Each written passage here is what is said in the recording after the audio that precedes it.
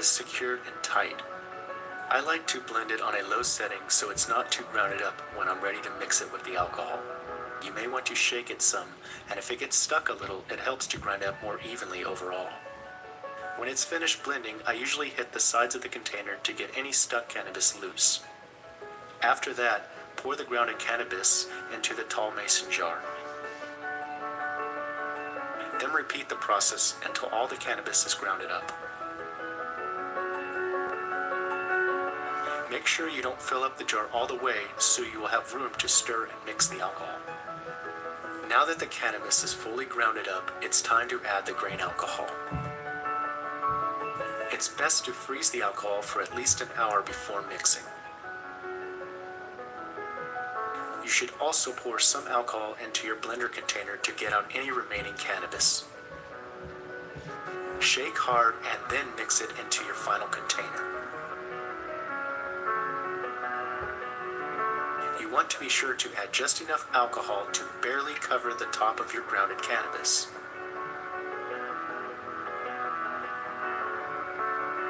Take your stir.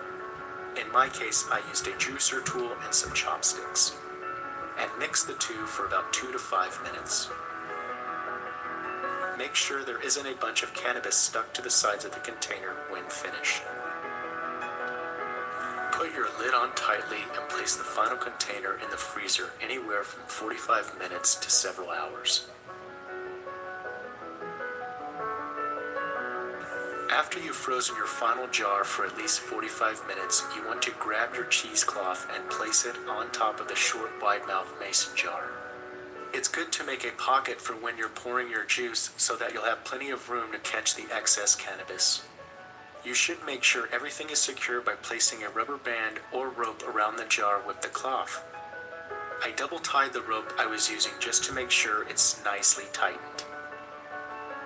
Gradually pour your juice into the cheesecloth until everything is gone from the tall jar. You may have to scoop the rest of the grounds out with a spoon or by hand into the cloth.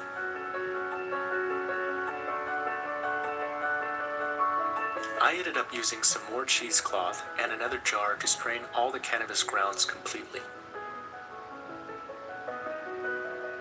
Once it stops dripping on its own, I twist up the cloth so that I can strain the remaining cannabis juice without getting any grounds in the jar. This process can take up to 10 to 15 minutes depending on how much.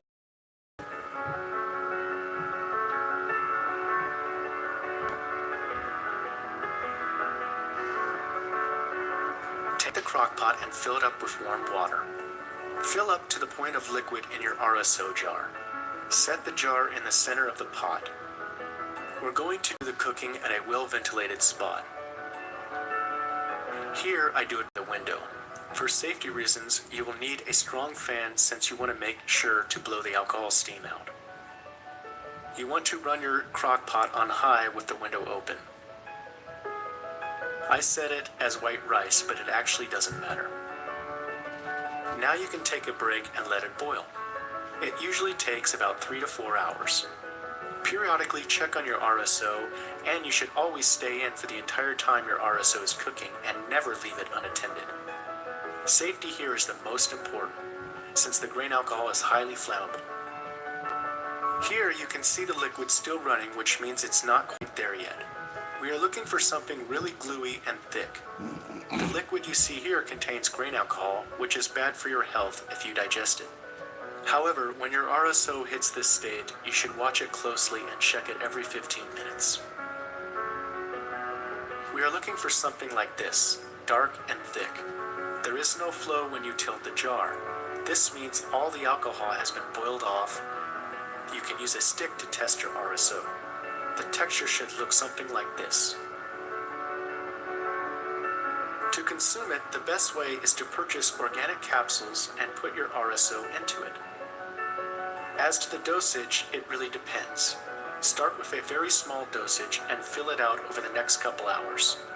You will land on the perfect dosage for your body type and usage after experimenting. Thank you for watching. Please subscribe if you like this video. We really appreciate it.